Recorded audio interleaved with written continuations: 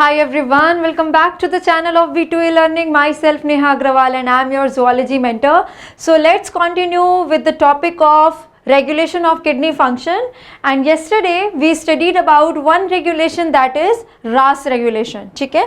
Let's continue with the next regulation, that is ANF regulation. ठीक है? कल बेटा हमने बात की थी हमारे लेक्चर में कि तीन तरह से रेगुलेशन की जाती है. पहली रेगुलेशन हमने सीखी थी रास रेगुलेशन. सेकेंड रेगुलेशन स्टार्ट कर रहे हैं. The second regulation what we need to study is ANF regulation. याद है कल हमने ANF रेगुलेशन की बात की थी, याद है?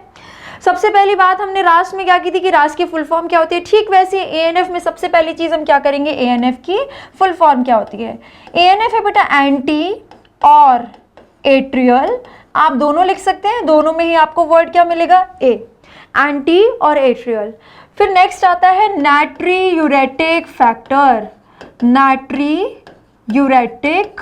फैक्टर तो क्या आ जाएगा, ए, आइदर एंटी या एट्रियल. आपको एक चीज बोल सकते हैं, देन नाट्रियूरेटिक देन फैक्टर. तो ये हो जाएगा आपका ANF. ठीक है, तो सेकेंड रेगुलेशन हम पढ़ रहे हैं ANF रेगुलेशन, जिसमें कोई एंटी नाट्रियूरेटिक फैक्टर या एट्रियल नाट्रियूरेटिक फैक्टर का नाम आ रहा है. ठीक है, अब देखो बेटा, एट्रियल तो नाम से ही हमको पता चल रहा है. ये जो एट्रियल वर्ड आ रहा है मतलब एट्रियम, एट्रियल वर्ड मतलब एट्रियम. आधी चीज़ें हमने ऐसी पढ़नी है कि याद ना करनी पड़े, हमको उसी में लिंक करके ऑटोमेटिकली पता हो और वो लर्निंग हमारी बच जाए. ठीक है, एट्रियम, और एट्रियम कोई और क्या बोलते हो बताओ, ऑरिकल. जो हमारे हार्ट के अपर स्मॉलर चेम्बर्स होते हैं, एट्रियम या ऑरिकल पेयर्ड स्ट्रक्चर होते हैं. ठीक है, यानी कि इस ANF का हार्ट से कोई ना कोई लेना देना तो है. एक्चुअली ये ANF का सोर्स होता है बेटा हार्ट. और हार्ट में भी पूछा जाए तो क्या, हार्ट का एट्रियम, ये इसका सोर्स होता है. और ये आपके लिए एक डायरेक्ट क्वेश्चन फॉर्म करेगा, what is the source of ANF. You will say heart, and if heart is not in the option आप चूज करेंगे एट्रियम. एट्रियम या फिर हार्ट में से आपको कुछ ना कुछ ऑप्शन में जरूर मिलेगा. ठीक है, अब बात करनी पड़ेगी सबसे पहले कि बेटा ANF क्या करता है, आपकी बॉडी में रास की तरह पानी को बचाता है या पानी को जाने देता है.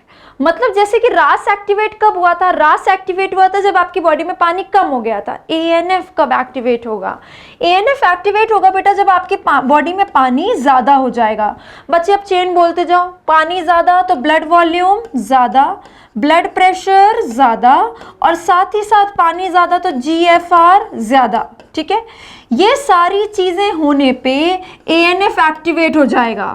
और ANF एक्टिवेट होने के बाद करेगा क्या, आपकी बॉडी में पानी को कम करेगा, क्योंकि आपने पानी एक दिन में मान लो 6 लीटर पानी पी लिया, कोई ऐसी स्वेटिंग नहीं हो रही, परस्पायरेशन नहीं हो रही, कोई ऐसा वाटर का लॉस नहीं हो रहा, उतनी कोई एक्सरसाइज या एक्टिविटी नहीं हो रही, तो एक्स्ट्रा पानी को बॉडी रिमूव करती है, यानी कि वापस से ब्लड वॉल्यूम को कम करके नॉर्मलाइज करती है. GFR 125 ml पर मिनट से ज़्यादा हो गया, उसको बैक टू नॉर्मल 125 ml पर मिनट पे लेके आती है. और बेटा आपकी बॉडी में अगर पानी ज़्यादा हो गया है तो आप बॉडी में पानी को रोकेंगे नहीं, यूरिन में पानी को जाने देंगे. यानी यूरिन में पानी ज़्यादा होगा और यूरिन कैसा हो जाएगा, डाइल्यूट यूरिन. तो यानी कि ANF क्या प्रोड्यूस करता है, ANF प्रोड्यूस करता है डाइल्यूट यूरिन. ठीक है, तो अगेन दो क्वेश्चन फॉर्म होंगे. ANF एक्टिवेट कब होगा, जब बॉडी में पानी ज्यादा होगा. और ANF करेगा क्या, ब्लड वॉल्यूम को कम, GFR को कम और यूरिन को डाइल्यूट. यानी ANF is acting opposite antagonistic. Antagonistic का मतलब होता है opposite. ANF is acting opposite और एंटागोनिस्टिक टू रास. रास आपकी बॉडी में पानी को बचा रहा था जब पानी आपके पास कम था. ANF आपकी बॉडी से पानी को भेज रहा है जब पानी आपके पास ज्यादा. ये दो अलग क्वेश्चन फॉर्म होते हैं. ठीक है, अब आते हैं कि ANF ये काम करता कैसे. बेटा ये तो बहुत सिंपल है और ज़्यादा कुछ याद भी नहीं करना है इसमें. ये देखो, मान लो आपकी बॉडी में पानी ज़्यादा हो गया. ठीक है, पानी ज़्यादा हो गया. ठीक, तो किडनी के पास भी ब्लड ज़्यादा जाएगा फिल्टर होने के लिए. ठीक है, किडनी के पास ब्लड ज़्यादा जाएगा और फिल्टर ज़्यादा होगा तो रीएब्जॉर्प्शन में भी ज़्यादा आएगा. यानी कि किडनी फाइनली अपनी रीनल आर्टरी से जो उसके पास ब्लड आ रहा है, लेट्स से ये किडनी के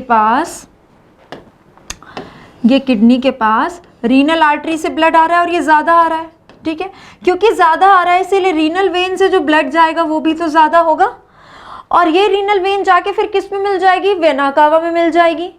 यानी वेना कावा के थ्रू हार्ट के पास जो ब्लड आ रहा है वो अब रेगुलर से ज़्यादा है। ठीक है, तो पानी ज़्यादा हो गया बेटा अगर, तो वीनस रिटर्न, बच्चे पूछते हैं मैम ये वीनस रिटर्न क्या होता है, नाम को तोड़ लो ना बेटा, वेन्स से रिटर्न होने वाला ब्लड, वेन्स से आया है वीनस, वेन्स से रिटर्न होने वाला ब्लड ज़्यादा होगा, क्योंकि किडनी के पास ब्लड ज़्यादा आ रहा है फिल्टर होने के लिए, ब्लड ज़्यादा हो गया अगर बॉडी में तो किडनी से जाएगा भी ज़्यादा, यानी फाइनली वेना कावा से हार्ट के पास जो ब्लड जा रहा है वो रेगुलर से ज़्यादा है। अगर वेना कावा के पास रेगुलर से ज़्यादा ब्लड जाएगा, यानी कि एट्रिया में ज़्यादा ब्लड गिरेगा, तो एट्रिया की वॉल स्ट्रेच करेगी, एट्रिया की वॉल क्या करेगी बेटा, स्ट्रेच करेगी, और जैसे ये स्ट्रेच करेगी एएनएफ रिलीज हो जाएगा एट्रिया की वॉल से, and that is why source of ANF is atria और द हार्ट। हार्ट की यानी एट्रिया की वॉल स्ट्रेच करेगी, ज़्यादा ब्लड गिरेगा तो, और स्ट्रेच करेगी तो एएनएफ रिलीज होगा, एंड ये एएनएफ ब्लड में आने के बाद करेगा क्या, it will act as a vasodilator, vasodilator, it will act as an vasodilator। जैसे रास में किया था एक फंक्शन एंजियोटेंसिन 2 से, ठीक वैसे ये क्या करेगा, आपके ये हो गया बोमेन कैप्सूल, और ये इसके अंदर आ गई बेटा afferent arteriole, glomerulus, efferent arteriole. ये वैसोडाइलेटर यानी ब्लड वेसल को डायलेट करेगा, स्पेशली ये इफरेंट आर्ट्रियोल के डायमीटर को बढ़ा देगा, फैला देगा। यानी इफरेंट आर्ट्रियोल वेसोडाइलेटर है, यानी इफरेंट आर्ट्रियोल भी तो एक ब्लड वेसल है, इफरेंट आर्ट्रियोल के डायमीटर को, इफरेंट आर्ट्रियोल के डायमीटर को इंक्रीज करेगा। बेटा डायमीटर को इंक्रीज करेगा तो ब्लड आ रहा है और जल्दी भाग जा रहा है, क्योंकि आया ब्लड और आगे जाने की जगह मिल गई, हमने डायमीटर को बढ़ा दिया तो ब्लड जल्दी भाग जाएगा, जल्दी भाग जाएगा तो यहाँ पर थोड़े कम टाइम के लिए रुकेगा तो कम छनेगा। अगर कम छनेगा तो ऐसा करने से क्या फ़ायदा होगा बेटा, ऐसा करने से GFR वापस से कम हो जाएगा। यही तो हमको करना था, GFR बढ़ गया है तो हमें कम करना था, GFR वापस से थोड़ा कम हो जाएगा।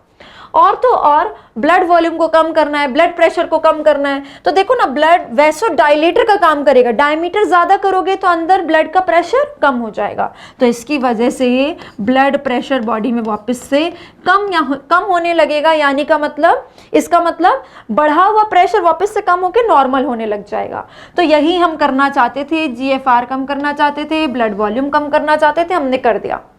ठीक है, अब ब्लड छनेगा कम तो रीअब्जॉर्ब भी कम होगा और धीरे धीरे यूरिन डाइल्यूट होने लग जाएगा। एंड इन दिस वे बहुत ही सिंपल है, एएनएफ का रेगुलेशन पढ़ना है, एक तो इसका सोर्स याद रखना है और दूसरा इफरेंट आर्ट्रियोल का डायलेशन होता है, ये याद रखना है। ठीक है, this is the second regulation. First regulation हमने पढ़ा था एएनएफ रास रेगुलेशन, और सेकंड रेगुलेशन हमने पढ़ा है एएनएफ रेगुलेशन। ठीक है, स्क्रीनशॉट लीजिए, स्टार्ट करते हैं अपना थर्ड रेगुलेशन, दैट इज बताइए नाम फटाफट से, ADH रेगुलेशन। थर्ड रेगुलेशन क्या पढ़ना है हमको, ADH रेगुलेशन और ADH सिस्टम। ठीक है, ADH रेगुलेशन पढ़ना है। सबसे पहले अगेन फुल फॉर्म कर दें, ये ADH क्या होता है बेटा, this ADH is anti diuretic hormone. ये एक हार्मोन का नाम है ADH, ADH hormone is anti diuretic hormone. नाम को फिर से डिकोड करते हैं, ये डायूरेसिस के एंटी है, यानी डायूरेसिस के अपोजिट काम करता है। उसके लिए आप बोलोगे पहले मैम ये तो बताओ डायूरेसिस क्या होता है। ठीक है, दो वर्ड्स सीखते हैं बेटा, एक होता है डायूरेसिस वर्ड। ठीक है, डायूरेसिस का मतलब होता है यूरिन फॉर्मेशन होना। आप इसको कैसे याद रख सकते हैं, डायूरेसिस मतलब डाइल्यूट यूरिन फॉर्म होना। ठीक है, डायूरेसिस मतलब क्या होता है बेटा, डाइल्यूट यूरिन फॉर्म होना। तो अगर कोई चीज डाइल्यूट यूरिन फॉर्म कर रही है तो एंटी डायूरेसिस, एंटी डायूरेटिक्स क्या हो जाएंगे, जिसमें डाइल्यूट यूरिन नहीं फॉर्म होगा, यानी कॉन्सेंट्रेटेड यूरिन फॉर्म होना। ठीक है, तो डायूरेसिस यानी डाइल्यूट यूरिन प्रोड्यूस करने वाले हार्मोन्स, प्रोड्यूस करने वाले सब्सटेंसेस, इनको हम कहते हैं डाईयूरेटिक्स। डाईयूरेटिक्स, ठीक है। और जो चीजें एंटी डायूरेटिक हैं, एंटी डाईयूरेटिक, एंटी डायूरेटिक का मतलब जो डायूरेसिस के अपोजिट है, एंटी मतलब अपोजिट, डायूरेसिस के अपोजिट मतलब जो डाइल्यूट यूरिन प्रोड्यूस नहीं होने दे रहे, यानी कैसा यूरिन प्रोड्यूस करेंगे, कॉन्सेंट्रेटेड यूरिन। फॉर एग्जाम्पल रास, रास भी तो क्या करा था, कॉन्सेंट्रेटेड यूरिन प्रोड्यूस करा था, यानी RAS is actually acting as an anti diuretic system, anti diuretic system की तरह काम कर रहा है। तो यहाँ पे कॉन्सेंट्रेटेड यूरिन प्रोड्यूस होगा, और जो चीजें कॉन्सेंट्रेटेड यूरिन प्रोड्यूस करेंगी उनको हम कहते हैं एंटी डाईयूरेटिक्स, एंटी डाईयूरेटिक्स। तो कुछ सब्सटेंसेस, कुछ हार्मोन्स, कुछ सिस्टम्स होते हैं जो डायूरेटिक्स होते हैं। For example ANF system, see ANF system ने क्या किया था, यूरिन को डाइल्यूट किया था, यूरिन को डाइल्यूट किया था। तो एएनएफ क्या है, डायूरेटिक है। लेकिन एडीएच नाम से पता चल रहा है एंटी डायूरेटिक है, यानी कॉन्सेंट्रेटेड यूरिन प्रोड्यूस करेगा, ठीक है। इसको भरते हैं, इससे क्वेश्चन पूछे जाते हैं हमको इस वाली चीज से। जैसे बेटा एएनएफ सिस्टम है ना, एएनएफ सिस्टम ये कैसा है, डाइल्यूट यूरिन प्रोड्यूस करता है, डायूरेसिस कराता है, डायूरेटिक्स में आता है। लेकिन फॉर एग्जाम्पल रास सिस्टम है, वो किस में आता है, रास सिस्टम एंटी डायूरेटिक में आता है। और इसके अलावा एडीएच सिस्टम भी किस में आता है, एंटी डायूरेटिक में आता है। और तो और हमने एडीएच का तो नाम ही रख दिया एंटी डायूरेटिक हार्मोन, समझ रहे हो। बहुत सारी चीजें होती हैं जो एंटी डायूरेटिक्स होती हैं, उसमें से हमने किसी एक का तो नाम ही एंटी डायूरेटिक रख दिया। लेट्स से आपकी क्लास में 50 स्टूडेंट्स हैं और हमने बोला कि ये क्लास टॉपर है, इसमें सारे स्टूडेंट्स के मार्क्स 600 प्लस आ रहे हैं, 650 प्लस आ रहे हैं, पर हमने उसमें से एक बच्चे का तो नाम ही टॉपर रख दिया। क्लास टॉपर है, सारे स्टूडेंट्स के इक्विवेलेंट मार्क्स आ रहे हैं, बट हमने उसमें से पूरी क्लास को हम टॉपर बुला सकते हैं, उसके हर एक स्टूडेंट को टॉपर बुला सकते हैं, पर एक टॉपर का तो नाम ही टॉपर है। मतलब एक एंटी डायूरेटिक हार्मोन जो काम कर रहा है उसका तो नाम ही हमने एंटी डायूरेटिक रख दिया है। So there are a lot of hormones, lot of systems, lot of substances that act as an anti diuretic, but उसमें से एक एंटी डायूरेटिक का नाम ही एंटी डायूरेटिक हार्मोन है। This is what I am trying to say, ठीक है। तो वैसे ही हम एक सिस्टम की बात करें एंटी डायूरेटिक हार्मोन के थ्रू। फर्स्ट ऑफ ऑल इस एंटी डायूरेटिक हार्मोन का ही दूसरा नाम होता है वेसोप्रेसिन। क्या नाम होता है, वेसोप्रेसिन, ठीक है। अब मैं आपको एक और चीज सिखाने जा रही हूँ जो आप बहुत ध्यान से सीखिएगा, ये आपको एनसीईआरटी में डिकोड करनी है, ठीक है। देखो बेटा, एक अपने पास होता है हाइपोथैलेमस, और हाइपोथैलेमस से ऐसे एक स्टॉक लगा होता है anterior pituitary and posterior pituitary. So let's say we are talking about, ये सब हम डिटेल में पढ़ेंगे एंडोक्राइन में, बट अभी हम फोकस्ड है एक छोटे से पार्ट पे, ये पोस्टीरियर पिट्यूटरी पे। किस पे, पोस्टीरियर पिट्यूटरी। पिट्यूटरी ग्लैंड के दो पार्ट होते हैं, anterior and posterior. This posterior pituitary is also called as neurohypophysis. क्या कहते हैं बेटा इसको, neurohypophysis, and this is also called as pars nervosa. Pars nervosa, देखो हम इसको कैसे याद करते हैं। न्यूरोहाइपोफाइसिस और पार्स नर्वोसा से हमने याद किया है कि ये पोस्टीरियर पिट्यूटरी नालायक पिट्यूटरी है, ठीक है, बिल्कुल आपकी तरह है। कैसी है, नालायक पिट्यूटरी है, ठीक है। नालायक क्यों है, जैसे आपको मेहनत करने का मन नहीं करता, सब सोचते पका पकाया मिल जाए और हम सीधे काश पढ़ते ही नहीं और नंबर आ जाते, कैसे एक दिन में नीट में सिलेक्शन होगा, चाहे कैसे एक हफ्ते में बिना पढ़े नीट में सिलेक्शन हो जाएगा, ऐसी वाली जो स्ट्रैटेजी आप खोजते हैं, ऐसा होता नहीं, आपको पढ़ना ही पड़ेगा। सिमिलरली ये है, ये क्या करती है, हाइपोथैलेमस, ये रहा बेटा हाइपोथैलेमस, ये अपना हार्मोन, ये भी तो ग्लैंड है, ये अपना हार्मोन खुद नहीं बनाती है। ये नालायक इसलिए है क्योंकि ये हाइपोथैलेमस का बनाया हुआ हार्मोन ही अपने पास रख लेती है और जब जरूरत पड़ती है तो उसका सिक्रीशन कर देती है, ठीक है।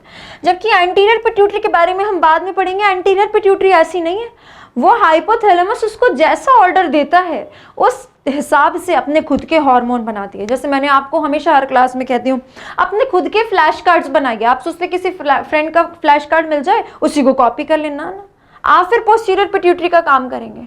एंटीरियर पिट्यूटरी वाला काम करिए अगर आपको सिलेक्शन चाहिए 1 साल के अंदर और आप चाहते हैं आपकी रैंकिंग अच्छी आए, आप किसी अच्छे गवर्नमेंट कॉलेज में जाएं, तो आपको एंटीरियर पिट्यूटरी के जैसा बनना पड़ेगा, जो कि अपने फ्लैश कार्ड्स खुद बनाएंगे, ठीक है। सो हाइपोथैलेमस जैसा ऑर्डर देता है ना एंटीरियर पिट्यूटरी को, एंटीरियर पिट्यूटरी अपने हार्मोन्स खुद बनाती है हाइपोथैलेमस के ऑर्डर के हिसाब से, बट पोस्टीरियर पिट्यूटरी हाइपोथैलेमस के बनाए हुए हार्मोन को स्टोर करके टाइम पड़ने पर सिक्रीट कर देती है।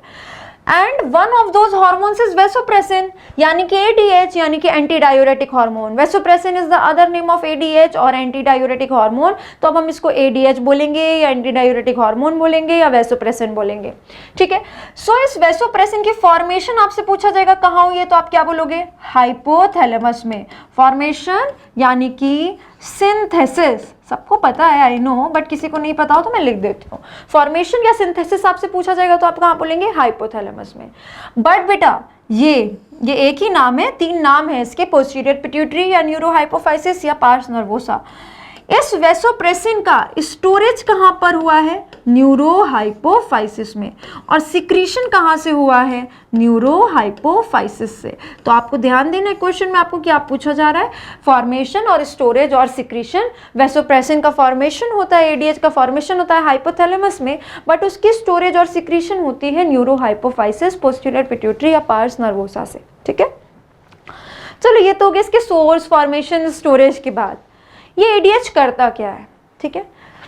मान लो यहां से एडीएच सिक्रीट हो गया, ठीक है, एडीएच सिक्रीट हो गया और हमको नाम से ही पता चल रहा है ये क्या करने वाला है, कॉन्सेंट्रेटेड यूरिन प्रोड्यूस करने वाला है, रास के जैसा काम करता है, रास के अपोजिट नहीं, रास के जैसा काम करता है। यानी बॉडी में पानी को कॉन्सेंट्रेटेड यूरिन कब प्रोड्यूस करते हैं, बॉडी में जब पानी को बचाना होता है।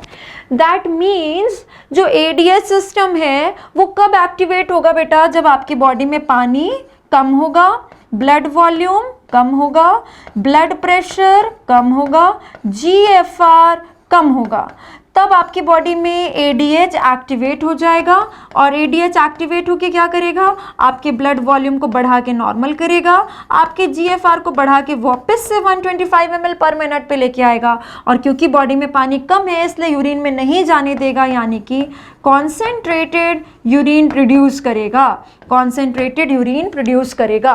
तो एडीएच ने ऐसा कैसे किया, ADH same to same exactly ditto काम करता है एल्डोस्टेरॉन के जैसा।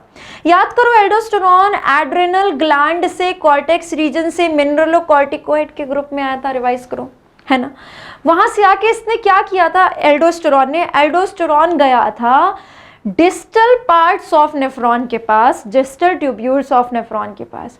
ठीक वैसे ADH will also go to distal tubules of nephron. अब फटाफट से तुम मैम को एक बार याद दिला दो, डिस्टल ट्यूब्यूल्स में क्या क्या आता था, डिस्टल ट्यूब्यूल्स ऑफ नेफ्रॉन में क्या क्या आता है, DCT and collecting duct, DCT and collecting duct. और इनसे क्या कहता है, अब तुम्हारे काम करने का टाइम आ गया है, सोडियम और पानी को क्या करो, रीएब्जॉर्ब करो।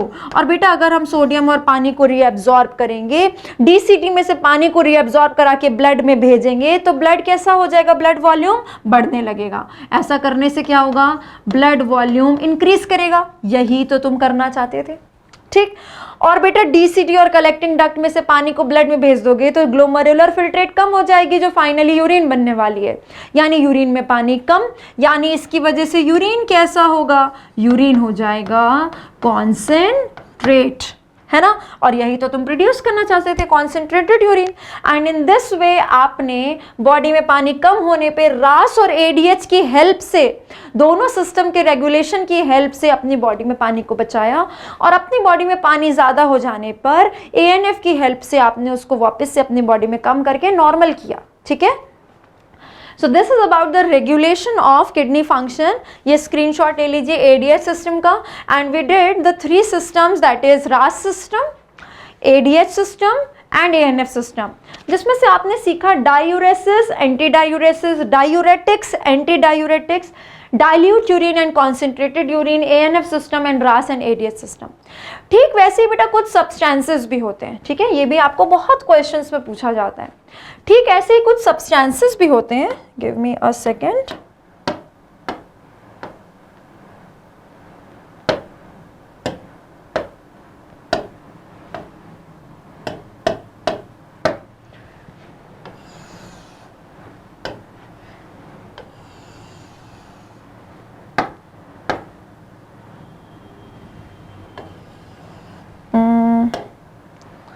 लाइन,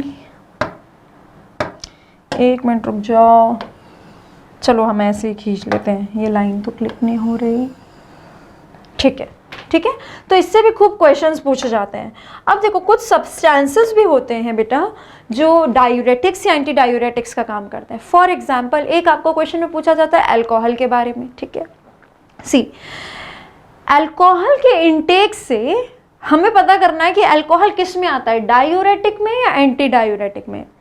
अल्कोहल के इंटेक से बॉडी में डिहाइड्रेशन होती है, ठीक है, बॉडी में डिहाइड्रेशन होती है, मतलब बॉडी में पानी कम हो रहा है। बॉडी में पानी कम हो रहा है यानी कि यूरिन में पानी ज़्यादा पास हो रहा है, यूरिन में पानी ज़्यादा पास हो रहा है यानी यूरिन डाइल्यूट हो रहा है, तो अल्कोहल किस में आ जाएगा, डायूरेटिक्स में, ठीक है। ANF के जैसे, ANF तो अपनी बॉडी का रेगुलेशन हो गया, अल्कोहल भी क्या है बेटा, अल्कोहल का intake acts as diuretic, dilute urine produce होगा, ठीक है। सिमिलरली पूछा जाता है कैफीन को, चाय and coffee, T and coffee, caffeine को पूछा जाता है। देखो कैफीन के इंटेक से, टी और कॉफी के इंटेक से भी बॉडी में डिहाइड्रेशन होती है, यानी बॉडी से पानी का लॉस हो रहा है, यानी कि यूरिन में पानी ज्यादा जा रहा है, यानी यूरिन कैसा हो रहा है, डाइल्यूट हो रहा है, तो वो किस में आएंगे, डायूरेटिक्स में आएंगे। तो कैफीन भी बेटा किस में आता है, कैफीन भी आता है डायूरेटिक्स में, that means T and coffee. And trust me, these are very important questions. All these are PYQs, ठीक है। आपको ये सब पूछे जाएंगे, ये सारे वर्ड्स आपको बहुत अच्छे से इजी वे में ध्यान होने चाहिए। उसके लिए आप अगर पहली बार ये टॉपिक पढ़ रहे हैं तो आपको 3-4 बार लेक्चर को लगा के चीज़ों को मेमोराइज करना होगा, इसके कॉन्सेप्ट को समझना होगा, ताकि आप फटाफट से आंसर को टिक कर सकें और उसमें आपको बार बार जीरो से डिकोड ना करना पड़े, ठीक है। तो ये हो गया। एक बेटा और क्वेश्चन पूछा जाता है कि बताओ कौन किसके एंटागोनिस्टिक है, एंटागोनिस्टिक पूछा जाता है। एंटागोनिस्टिक का मतलब पता है तुम्हें, एंटागोनिस्टिक, एंटागोनिस्टिक का मतलब होता है अपोजिट, जो एक दूसरे के अपोजिट काम करते हैं, ठीक है। तो देखो मैं तुम्हें बताती हूँ कौन किसके अपोजिट काम करता है, कौन किसके इक्विवेलेंट काम करता है। लेट्स से आपको रास पूछा जाएगा, आप एक काम करो ना, सारे डायूरेटिक्स को एक साइड लिख दो और एंटी डायूरेटिक्स को एक साइड लिख दो। एक फ्लैश कार्ड मैं ही आपका बनवा देती हूँ, आप तो आलसी हो, न्यूरो हाइपोफाइसिस के जैसे हो, पता नहीं खुद से बनाओगे कि नहीं बनाओगे, मैं बनवा देती हूँ, ठीक है। देखो ये सारे क्या है बेटा, एंटी डायूरेटिक है, एंटी डायूरेटिक्स, और एक साइड लिख लेते हैं डायूरेटिक्स, डायूरेटिक्स। एंटी डायूरेटिक में क्या आएगा, रास एंड ADH, और डायूरेटिक्स में आएगा ANF। ये हमने सिस्टम्स पढ़े हैं। अगर बेटा तुमने रास इधर लिखा है तो रेनिन भी तो इधर ही लिखोगे, रास इधर लिखा है तो एल्डोस्ट्रॉन भी अलग से पूछा जाएगा तो इधर ही आएगा। ADH यहाँ लिख दिया है तो वैसोप्रेसिन भी तो पूछा जाएगा तो उसी का नाम है, तो ये सारे नाम भी आएंगे तो आप इधर ही बोलेंगे। और इन सब को आप क्या बताएंगे कि एंटी डायूरेटिक है, एंटी डायूरेटिक है यानी सारे के सारे क्या करते हैं, कॉन्सेंट्रेटेड यूरिन प्रोड्यूस करते हैं। और अगर डायूरेटिक्स में पूछा जाएगा तो एक तो ANF हो जाएगा, दूसरा आपसे अल्कोहल पूछा जाएगा तो वो भी डायूरेटिक है, कैफीन पूछा जाएगा तो वो भी डायूरेटिक है, यानी टी और कॉफ़ी पूछा जाएगा तो वो भी डायूरेटिक है। और इन सब के सब अगर पूछे जाएंगे तो आप बोलोगे ये क्या करते हैं, डाइल्यूट यूरिन प्रोड्यूस करते हैं। इससे आपको बहुत सारी चीज़ें एक टेबल में याद हो जाएंगी। एंटी डायूरेटिक्स क्या क्या है और डायूरेटिक्स क्या क्या है, कॉन्सेंट्रेटेड यूरिन कौन कौन प्रोड्यूस करता है, डाइल्यूट यूरिन कौन कौन प्रोड्यूस करता है, इधर कौन से सिस्टम्स आ सकते हैं, इधर कौन से सिस्टम आ सकते हैं, और ये सब्सटेंसेस किधर आ सकते हैं, ठीक है। And all anti diuretics are of course antagonistic to diuretics. ये क्रॉस का मतलब होता है एंटागोनिस्टिक, ऐसे हम इसको शो करते हैं। क्रॉस सिंबल का अगर दो चीज़ों के बीच में ऐसे क्रॉस सिंबल लगा हो तो हम उसको एंटागोनिस्टिक बताते हैं, ठीक है, हम ऐसे याद रखते हैं इसको, तो एंटागोनिस्टिक होते हैं। यानी बेटा रास इज एंटागोनिस्टिक टू, यहाँ पे RAS is antagonistic to ANF, ADH is antagonistic to ANF। ये सारी चीजें यानी कि RAS and ADH both are antagonistic to ANF. Similarly, renin is antagonistic to ANF. Vasopressin, aldosterone, these are antagonistic to ANF. And RAS is not antagonistic to, it is behaving in the same manner to ADH. Yeah, renin is behaving in the same manner as ADH. Aldosterone is also behaving exactly same as ADH. Aldosterone antagonistic तो नहीं है, in fact एकदम ही same काम करता है. ADH भी DCT and collecting duct के पास जाता है एंड एल्डोस्टेरोन भी डीसीटी एंड कलेक्टिंग डक्ट के पास जाता है. ठीक है, तो इस तरह के आपको क्वेश्चंस पूछे जाते हैं, कौन से डायूरेटिक्स, एंटी डायूरेटिक्स, कौन किससे एंटागोनिस्टिक है कौन नहीं है. This are very important topics. ठीक है, so here we are done with the regulation of kidney function, RAS system, ANF system, ADH system.